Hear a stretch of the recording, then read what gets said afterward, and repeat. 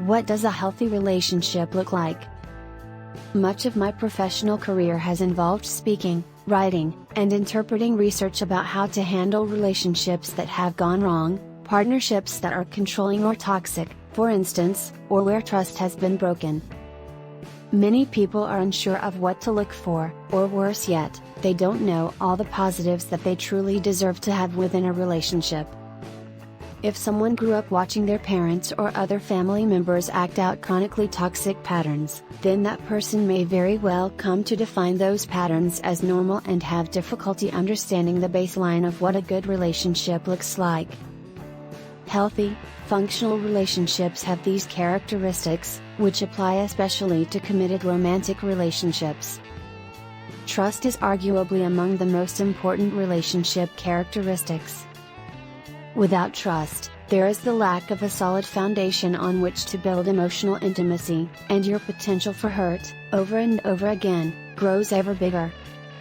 Without trust, you will be left constantly unsure of whether you can count on your partner to come through for you, and whether or not they really mean what they are saying. Other challenges involve escalating a conflict into a full-out war, lacking the ability to not take things over personally or lashing out when we feel threatened. It's okay if you have these tendencies, what's important is that you work on them, as strong and healthy communication is the lifeblood that nourishes good relationships. No one can be perfectly patient all the time, and factors like lack of sleep, stress, or physical health problems will make you more easily agitated at various points in your life. That's part of being human. But partners in a healthy, loving relationship extend each other a basic common denominator of patience that allows for peace, flexibility, and support when one person is having a bad day or is not at their best. Being able to adjust to the ebbs and flows of a partner's moods in day-to-day life, within reason, can instead allow a feeling of being unconditionally loved. Being willing to take another person's perspective is helpful in so many cases, whether in parenting, being a good neighbor, or even just letting someone merge in front of you on the highway. But it is arguably most important with the person you've chosen as a partner. It likely goes without saying that love should be a part of any healthy, committed romantic relationship. In fact, I didn't bother to put that on the main list. Small physical gestures of affection, like hugs, kisses, and comforting touch, can go a long way to keeping each person feeling comforted and secure within their relationship. There is no one right amount of physical affection within a relationship, as long as both partners feel comfortable with how their needs match up. As for the like factor, this goes further than love. It means that you are truly interested in each other and fond of each other, and that you are together out of attraction, even if no longer the physical infatuation of the early days, rather than obligation. And while some things don't allow for a perfect scenario on that front, you can't decide to have half a child, for instance. The key component that makes for good compromise is important no matter what: flexibility. It's important that both partners show flexibility in day-to-day life and decision-making, because if it is just one partner always doing the bending, that imbalance can grow toxic over time.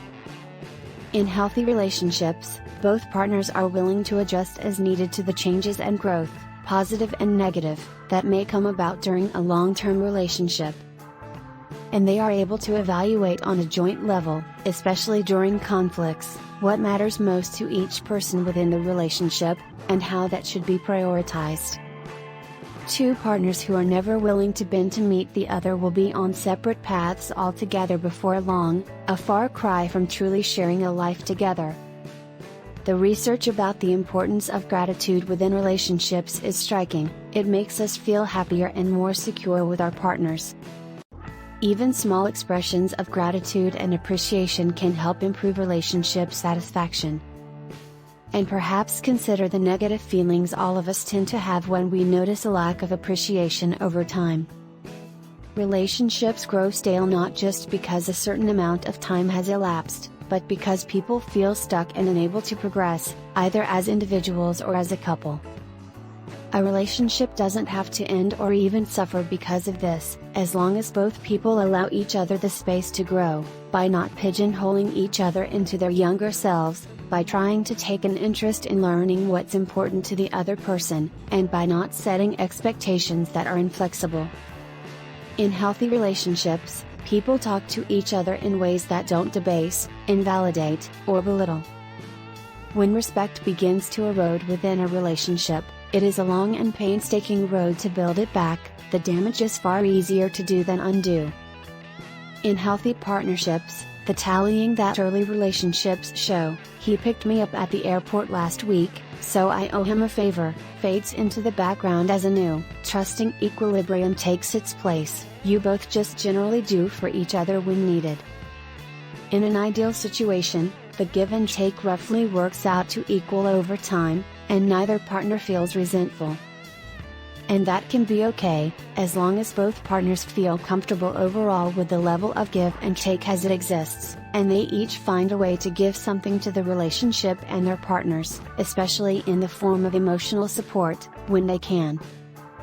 We are willing to entertain conflict in the beginning. The boy meets girl, boy loses girl, then boy gets girl back, and lives happily ever after trope common in so many popular films, for instance. But once a couple rides off into the sunset together, we expect that things should be a-okay from then on out. Ironically, couples that hide their upset with one another in order to preserve the illusion of everything being perfect are probably far worse off than the couples that express their emotions and work to resolve them as they come up, even when it causes conflict. In short, healthy relationships refrain from stonewalling and escalating into personal attacks when there is a difference of opinion or a problem. They are able to talk it through with respect, empathy, and understanding. The sweet spot is a relationship where the similarities create a foundation to connect with each other, but individual differences are still respected and valued. Moreover, it's important that each partner is given the freedom to still live their own life, especially in terms of friendships, professional goals, and hobbies. A strong, healthy relationship brings to mind a Venn diagram. There is adequate overlap to keep the connection strong, but each person has aspects of their lives that are theirs alone, and that boundary is respected by both parties.